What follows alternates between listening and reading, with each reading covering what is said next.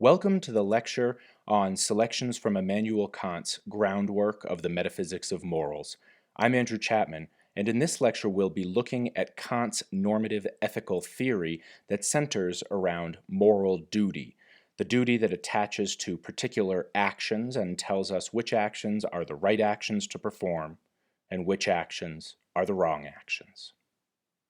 Says Kant, "Two things fill the mind with ever new and increasing admiration and awe, the oftener and the more steadily we reflect on them, the starry heavens above and the moral law within. I have not to search for them and conjecture them as though they were veiled in darkness or were in the transcendent region beyond my horizon. I see them before me and connect them directly with the consciousness of my existence." That's from Kant's book, The Critique of Practical Reason. It's the second in the trilogy of critiques that Kant wrote that form the center of his theoretical and practical philosophy. You may have heard of the other two books. The first, the most famous, is known as The Critique of Pure Reason. This lays out Kant's metaphysics and epistemology. The Critique of Practical Reason, this is the second one that I just read to you from, lays out Kant's practical philosophy, his philosophy of morality and action. And the third is the Critique of the Power of Judgment that lays out Kant's aesthetic philosophy as well as a number of related issues. Kant is a systematic philosopher, meaning that when Kant writes on a certain topic, he tries to fit in what he's saying with the rest of what he said about philosophy. So when you read something that Kant has written, you can take what he's written there and apply it to anything else that he's written. And not only should it be consistent with what he's written in other places, but it should support what he's written in other places, and what he's written in other places should support what you've just read. In order to gain a really in-depth and full understanding of Kant's system, we would need to look at his metaphysics and epistemology in the Critique of Pure Reason first. Now, we don't have the time for that in this lecture, but know that there's quite a bit more out there that Kant has written than what we'll get right here in the Ethics. And according to a number of people who have studied Kant, and myself included, you can't get a full picture of what Kant's doing in his ethics without reading the Critique of Pure Reason. Some philosophers attempt to divorce Kant's ethics from his metaphysics and epistemology, and many of us just don't think that's possible. Kant was a Prussian Enlightenment Romantic philosopher. He was the center of the period in philosophy known as modern philosophy. He lived from 1724 to 1804, so for most of the 18th century. And Kant is the most influential philosopher since Aristotle. If philosophy has two big superstars or two big peaks in its history, the first is Aristotle, and then the second is Kant, and we haven't had a mind as brilliant as Kant's, or a system of philosophy as revolutionary as Kant's, since Kant wrote. Since we're looking at Kant's ethics today, it's important to remind ourselves what ethics is. Ethics, or morality, and I'll use these two terms synonymously, is the study of the right and the wrong, the good and the bad, the better and the worse, the virtuous and the vicious, the fair and the unfair, the just and the unjust, from the perspective of the best overall reasons. Thus, the evidence that's employed by ethicists is reason and argumentation. And ethics is an investigative discipline that's concerned with what's true in its particular domain, namely ethics. Now, just as, for example, biologists are concerned with determining what's true about particular cell functions, ethicists are concerned with determining what's true about the right and the wrong, the good and the bad, the better and the worse, etc. And just as biologists aren't concerned with what anyone's mere opinion is concerning particular cell functions, ethicists aren't concerned with what anyone's mere opinion is concerning what's right and wrong, good and bad, better and worse.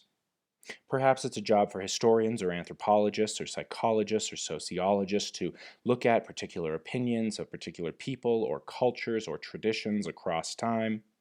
The biologist is not concerned with this. The ethicist is not concerned with this. Both are looking to see whether there are true things that can be said about their particular domain. One of the subdisciplines of philosophical ethics is known as normative ethics. And when we look at Kant's particular ethical theory, that's a normative ethical theory. So it'll be important to understand just what normative ethics is. Normative ethics is the subdiscipline within philosophical ethics that studies how particular things get the ethical or moral properties that they have. That is, what grounds ethics. And normative ethics isn't primarily concerned with which particular people, states of affairs, or actions have which particular ethical properties, but instead with an overall explanation of ethics. What makes things have the ethical properties that they do. So, for example, what's known as practical or applied ethicists might discuss whether abortion is morally right or wrong. The normative ethicist isn't primarily concerned with whether any particular action is right or wrong. What the normative ethicist is concerned with is what makes actions right or wrong at all. The goal of normative ethics is to provide a coherent theory of all and only the basic ethically relevant facts, the necessary and sufficient conditions for something's having an ethical property, such that if you find something that meets those necessary and sufficient conditions, you've found something that has that ethical property. Historically, there have been three approaches to normative ethics, and it's important to understand the distinctions between these three approaches. Even though these are approaches to the same set of questions, they come at these questions from different directions. Within the normative ethical tradition, there have been three different ways of addressing these questions, and each of the approaches takes a different thing to be the main unit of moral evaluation and builds a theory around what it takes to be the main unit of moral evaluation. One tradition within normative ethics takes the person, the individual, to be the main unit of moral evaluation and asks what sorts of people or character traits are the better ones and which are the worst ones. This is a theory that has traditionally been associated with Aristotle and those influenced by him. A second tradition within normative ethics takes a state of affairs. Now, this isn't like the legal or political state. This is a way things are out there in the world. Takes these states of affairs to be the primary units of moral evaluation and asks the question, which sorts of states of the world are the better ones and which are the worse ones? This is the ethical tradition, the way of approaching normative ethics that's most associated with John Stuart Mill and those who have been influenced by him. And finally, there's a tradition within normative ethics that takes actions as the primary units of moral evaluation and asks which sorts of actions are the better ones and which are the worse ones. And this is the tradition that's associated with Immanuel Kant and his followers, and this is the tradition that we'll be looking at today. So, says Kant, when you're concerned with ethics or morality, begin with actions. The primary unit of moral evaluation is the action. Ethics, says Kant, should primarily be concerned with the sorts of actions that we ought to perform, and only secondarily concerned, if at all, with the sorts of people that we should be or the sorts of states that we should bring about in the world. According to Kant, right action is determined by acting out of respect for duty, that is, recognizing that something is our duty and acting some way because it is our duty to act that way. Notice here, when we talk about duty and acting out of respect for our duty, we're not talking about persons. We're not talking about bringing about certain states of affairs in the world. We're talking about actions and which action should be performed and why. Now, presumably Kant could say that since a right action is such and such, whatever a right action is, virtuous people are the ones who act a particular way according to their duty, and good states of affairs out there in the world are the ones that are brought about by dutiful action. But this would be an add-on to Kant's theory. Kant doesn't need to talk in terms of which people are better or worse, which states of affairs are better or worse. What he's concerned with is which are the right actions, which are the wrong actions. For Kant, there is an intimate connection between actions and the intentions for action. In fact, this intimate connection is so tight that according to Kant, there is no such thing as a description of an action that doesn't include the intentions for action. The correct description of an action includes the intentions for which the action was performed. So these two things are different actions. One, helping a person because you want that person to like you, or helping a person because you think that helping others in their times of need is the right thing to do. So notice here that you're helping a person in both cases. But according to Kant, just helping is an incomplete description of an action. You need to know why you're helping in order to fully describe the action. So 1 and 2, those are different actions according to Kant. Thus, Kant isn't merely concerned with your outward bodily movements, nor is he concerned at all with the consequences brought about by your actions. For Kant, why you did what you did has pride of place in the theory. So Kant is not what we might call a consequentialist, or somebody who's concerned with the consequences of your actions. He's concerned with your actions only, and a correct description of the actions you perform includes the intentions behind those actions. In this way, Kant is similar to Aristotle. Aristotle would have you include your intentions in a description of your character. Aristotle is concerned with which people are better or worse, and part of being a good person for Aristotle is having the right intentions behind your actions. However, Kant is dissimilar from John Stuart Mill, who cares only about the consequences of your actions and nothing more. Mill doesn't care at all about why you did what you did. In order to understand Kant's normative ethical theory, we need to understand some technical jargon that has become commonplace in discussions of Kant and Kantian theories. This is somewhat difficult jargon. It's just the sort of thing that you need to learn and become familiar with, and so we'll power through this. The distinction that is central here is between what's known as hypothetical imperatives and categorical imperatives. An imperative is an action that you must perform.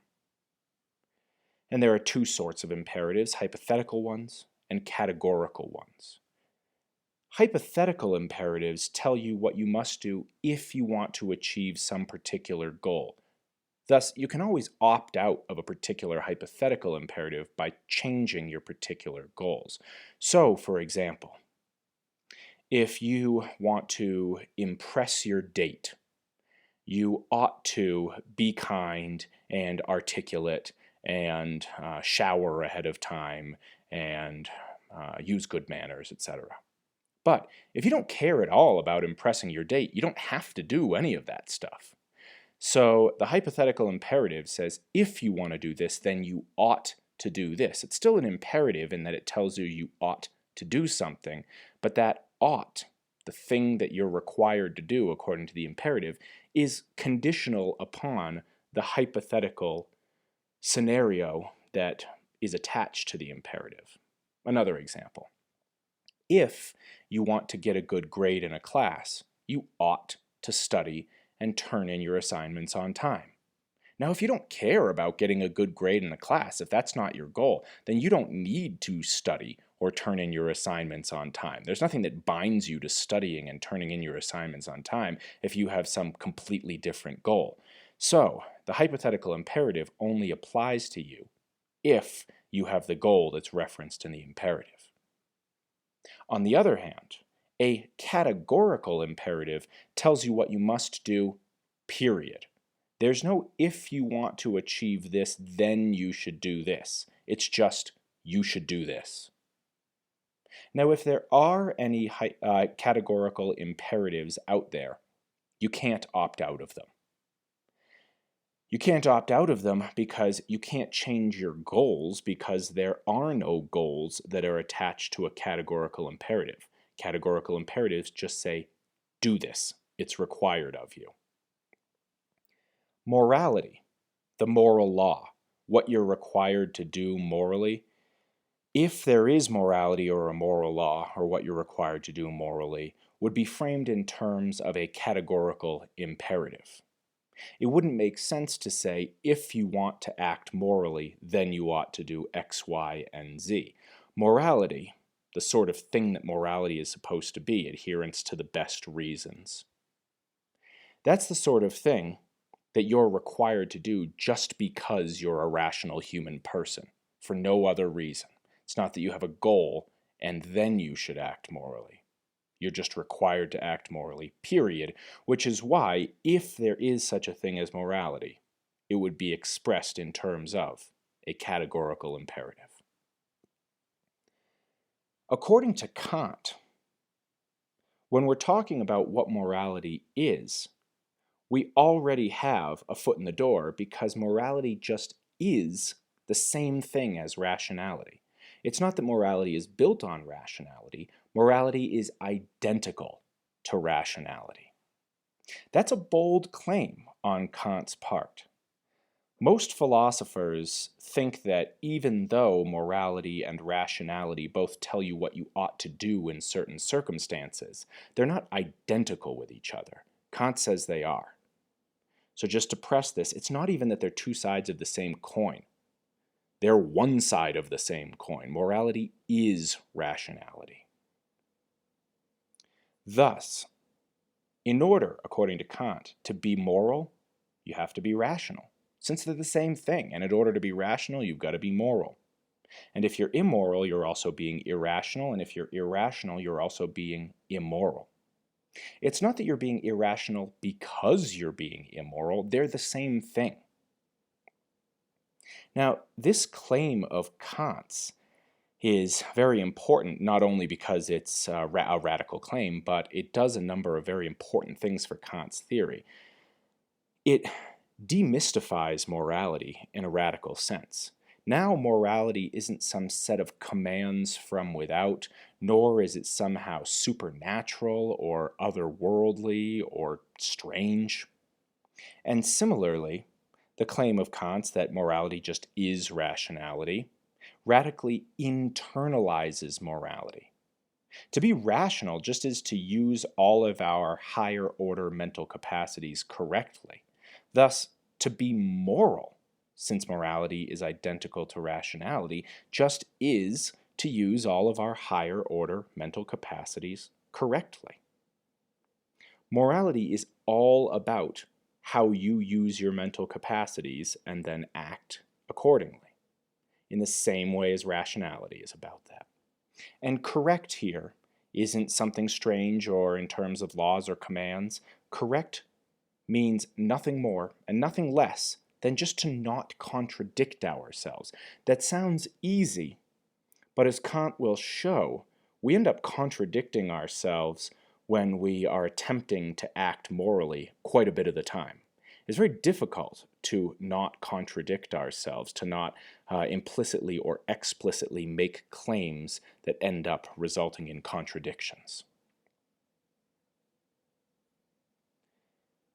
Now, rationality and, thus, morality are universal. Here's what this means. If I say that all trees are plants and then I point to something and I claim that it's a tree and then I say that it's not a plant, I've done something wrong here. I've done something wrong with respect to rationality. I've contradicted myself. I've said all of these are those, this is one of these, but it's not one of those. Something weird has happened here. Similarly, if I say that all trees are plants, and then you point to something, claim that it's a tree, and then say that it's not a plant, I ought to disagree with you. It wouldn't make any sense here to say to each their own. Rationality doesn't work that way. What would be irrational for me to say and do would also be irrational for you to say and do. Rationality, thus, is universal, such that a rule of rationality, a way of reasoning correctly, both applies at all times and applies to all people. Now, this doesn't mean that we know all of the rules of rationality. Of course not. What it means is that if there are such things as rules of rationality, they don't appear and disappear. They don't apply sometimes to some people and not to other people at other times, or to me sometimes and not at other times. They're the sorts of things that are either on or off. Now, since according to Kant, morality and rationality are one and the same thing, morality is also universal.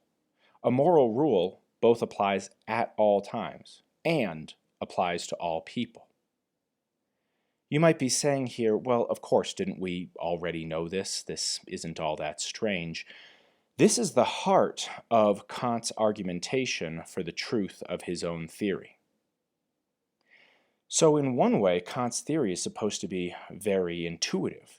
It just builds from the concept of what a rule is to a whole moral theory. Now let's say something more about universalizability here, since this is important for understanding Kant. One way to check whether a proposed rule of correct reasoning, a rule of rationality, is actually a rule of correct reasoning is to see whether the rule is universalizable. If it is universalizable, that's good reason to think that it's a rule of correct reasoning. If it isn't universalizable, that's a good reason to think that it's not a rule of correct reasoning. Since rules are just the sorts of things that apply, if they're true, to all people at all times, if you find something that you think is a rule of rationality and it doesn't apply at all times, it can't possibly be a rule of rationality. Here are a couple of examples. Here's something that's not universalizable. If someone is speaking, conclude that it's Andrew. Now, sometimes that's a good rule, namely when I'm speaking, but it's not universalizable.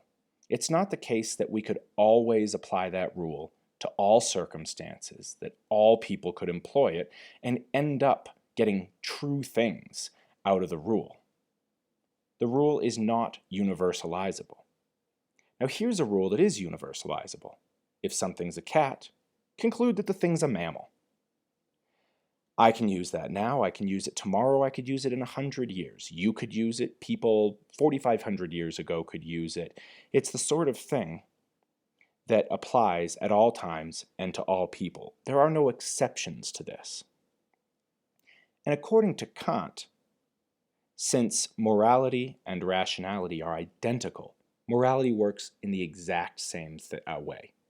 The non-universalizable things can't possibly be moral rules, since they can't possibly be rules at all. And the universalizable things, those are candidates for moral rules. Those are the things that might be able to be moral rules. Now, how does morality apply to us? Where is it that morality gets its authority from, such that we're required to do what morality tells us to do? This is a particularly brilliant move on Kant's part. Kant says that morality gets its authority from us. We are the people that let morality bind us.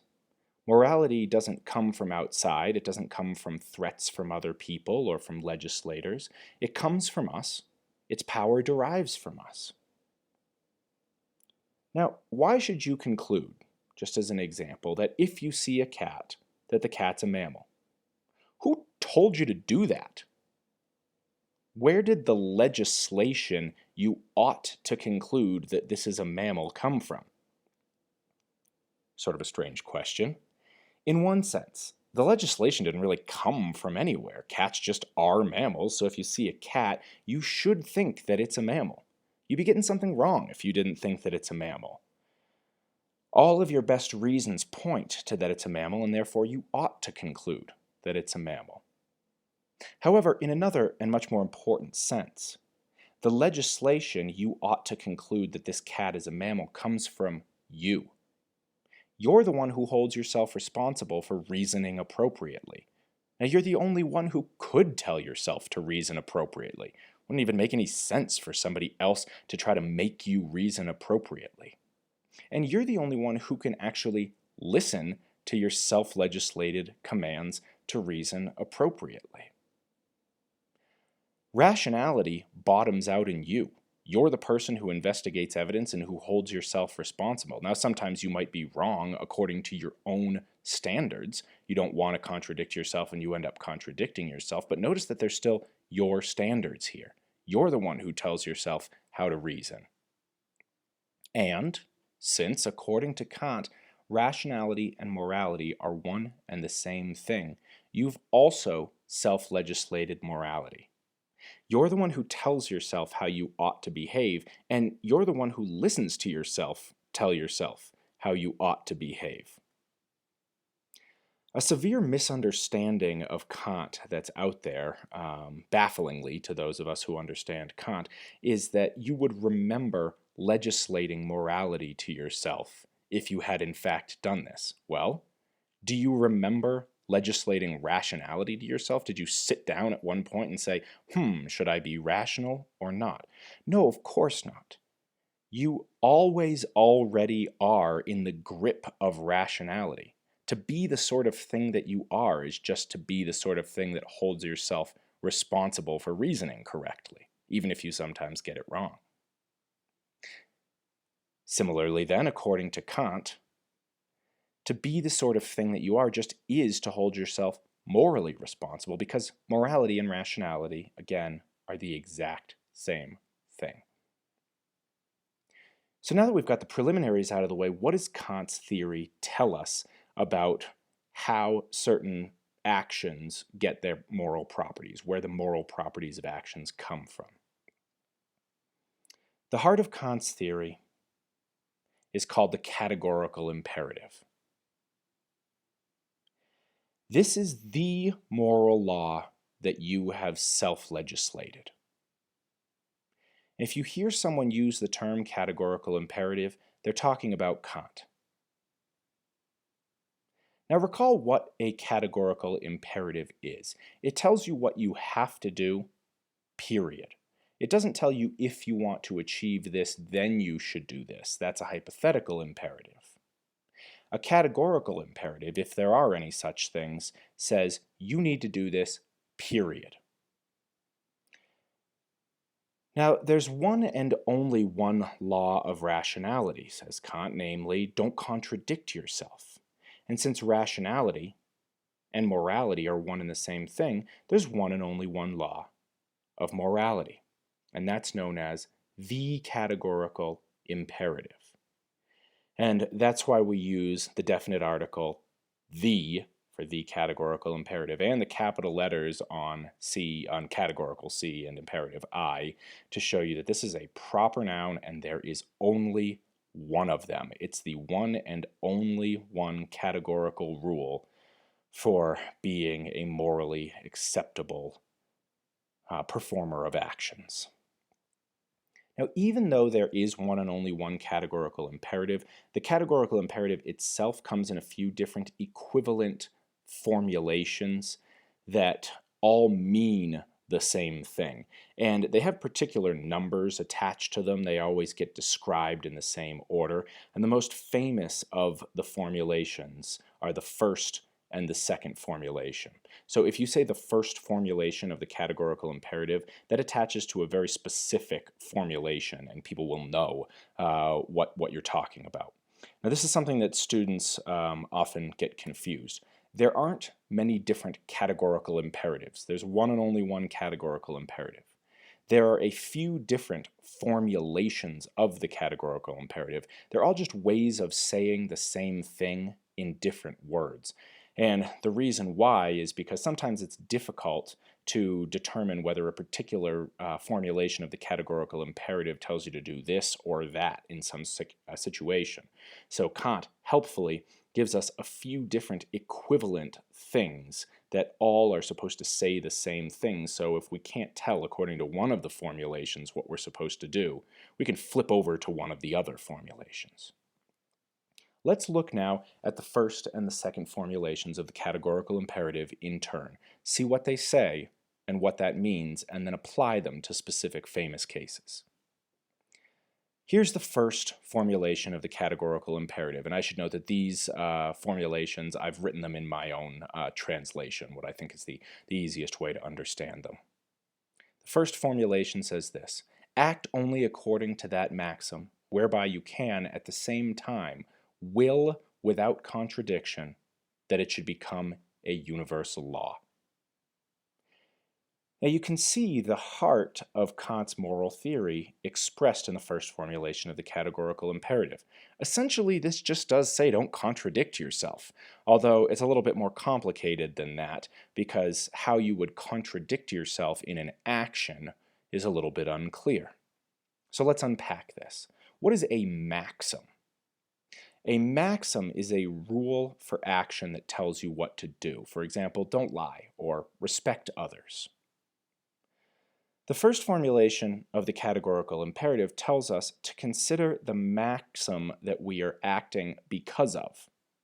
So when you're out there acting in the world, say, why am I doing this? What am I thinking about that's making me do this thing right now?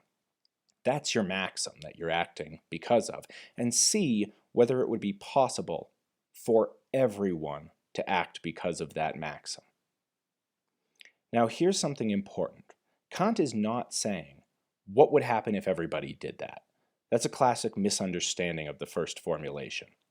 But Kant isn't concerned with the consequences of actions. So he's not asking you what would happen if everybody did that. He's asking you whether it would be possible for everybody to do that. Can people actually even do that? Is that a thing that everyone can do? Now, why be concerned with seeing whether everyone can possibly act because of the maxim that you're acting because of? Well, maxims are just individual moral rules. They tell you in particular situations what you should do. And if they're not universalizable, then acting because of them is acting irrationally. It's saying that some particular maxim applies to you, but not to everyone.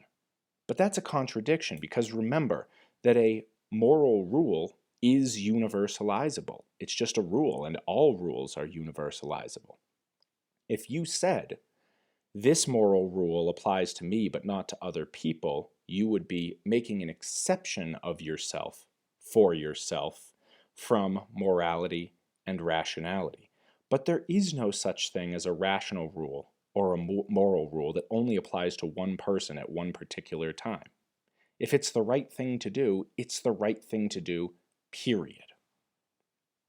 So let's try to apply the categorical imperative to the first formulation of the categorical imperative to a very famous test case, the case of lying.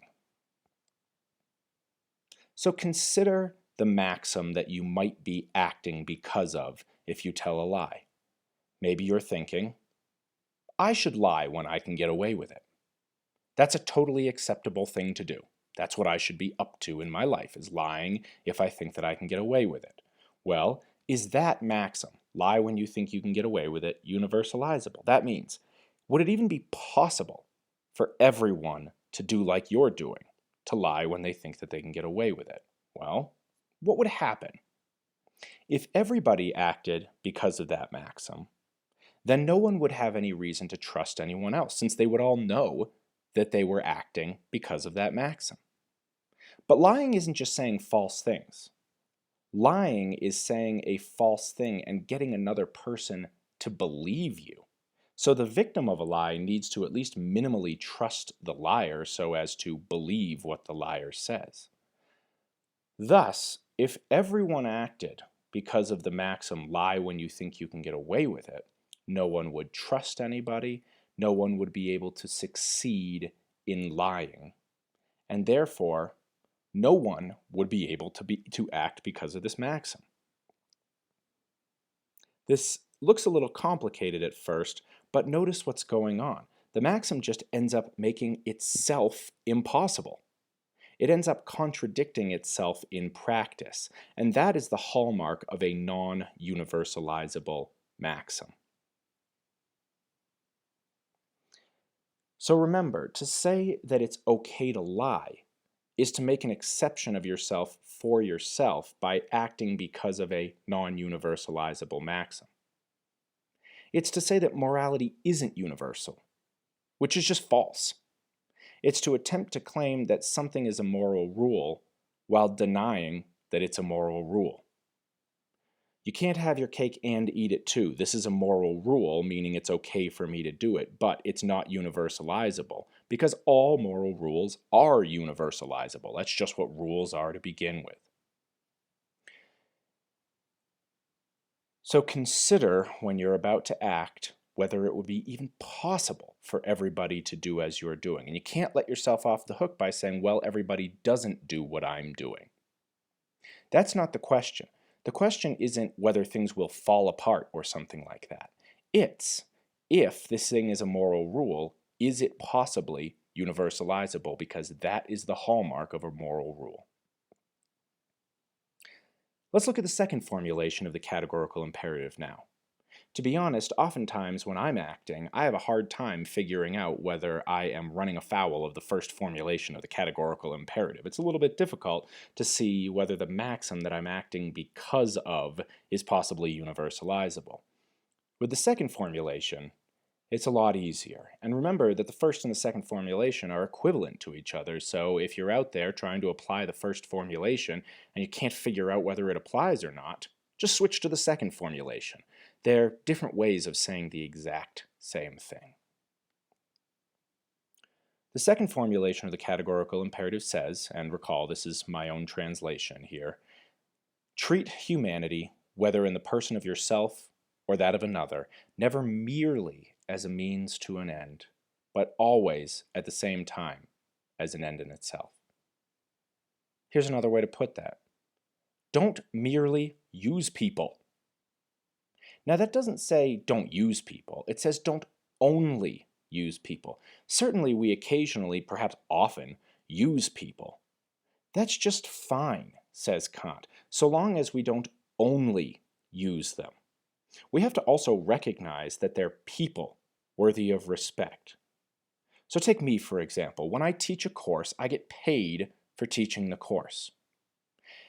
If I'm only treating my students as ATMs, things to give me money, I don't even think about them as people, as humans, as worthy of respect, as the sorts of things that could possibly get respect. They're just machines that dish out money.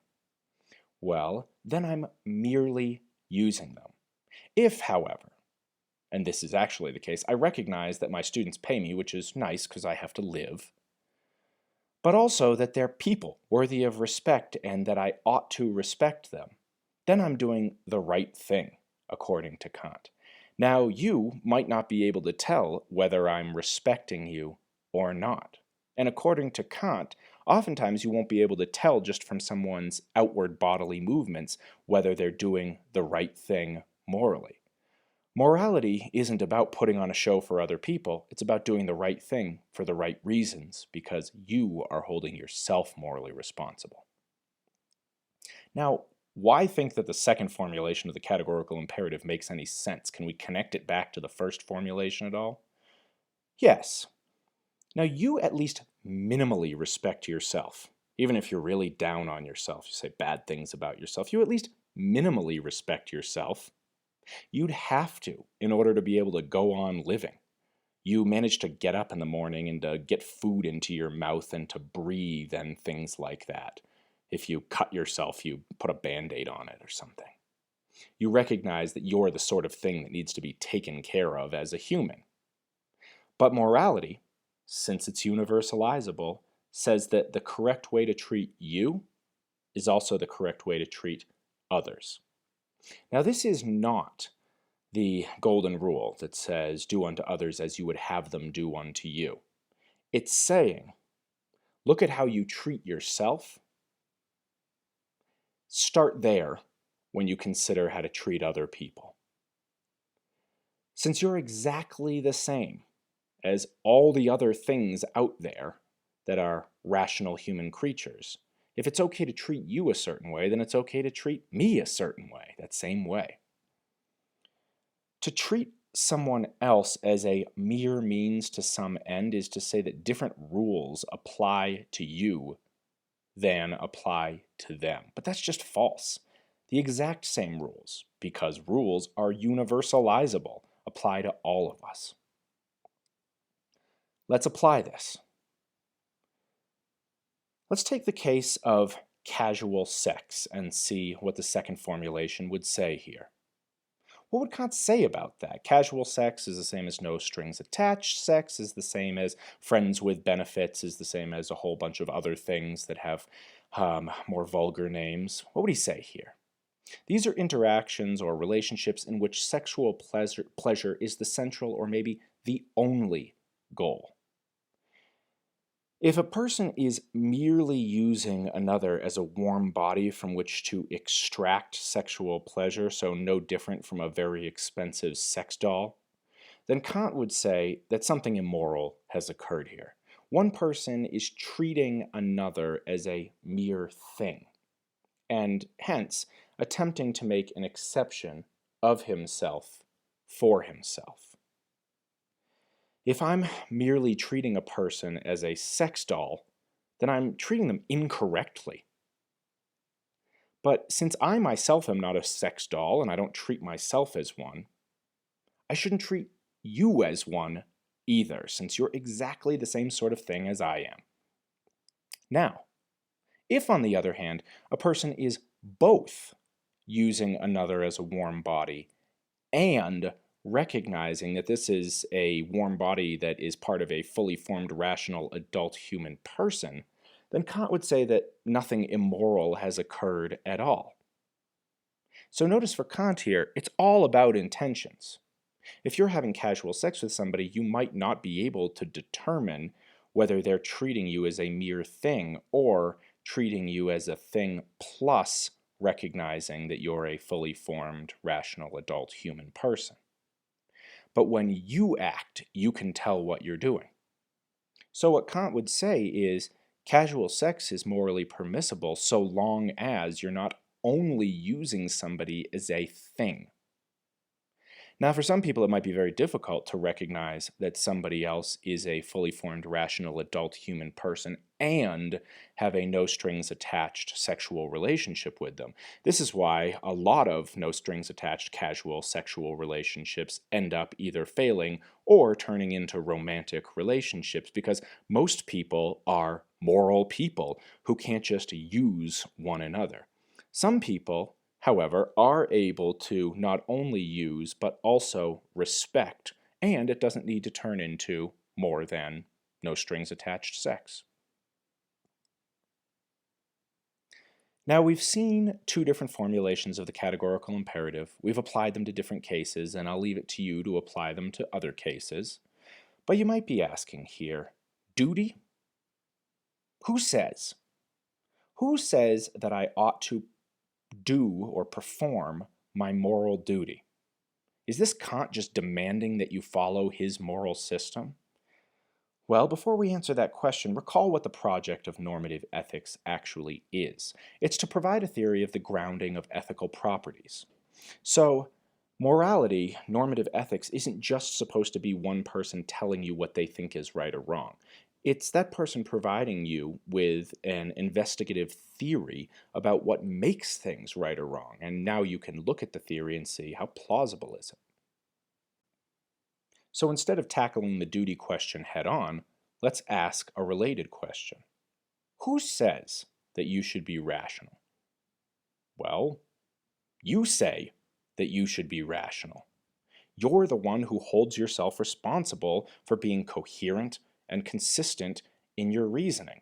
If you're not coherent and consistent in your reasoning, oftentimes other people won't even know, so it's not as though you've harmed somebody else. What you have done is failed with respect to your own standards. But since rationality is just morality, they're one and the same thing, the answer in the case of morality is you. You're the one who tells yourself to be moral. You hold yourself responsible. You try to act because of good reasons. And that's just what it is, Kant says, to be a fully formed, rational, adult human person. Once you start recognizing that you have choices out there in the world, you're already holding yourself responsible for making choices that you think are better over choices that you think are worse. In this lecture, we've looked at Immanuel Kant's groundwork of the metaphysics of morals, his duty-based theory of normative ethics that says that you ought to perform your moral duty because you have legislated it to yourself. According to Kant, rationality and morality just are one and the same thing. And the same forces that hold you responsible for being rational are the forces that hold you responsible for being moral. This is an interesting, a brilliant move on Kant's part. It demystifies morality and makes it a product of your own rational human life. If you hold yourself responsible for being rational, which you do, then, says Kant, you also hold yourself responsible for being moral. And that's all it is to be one of us, to be the sorts of things that hold ourselves responsible. Thank you.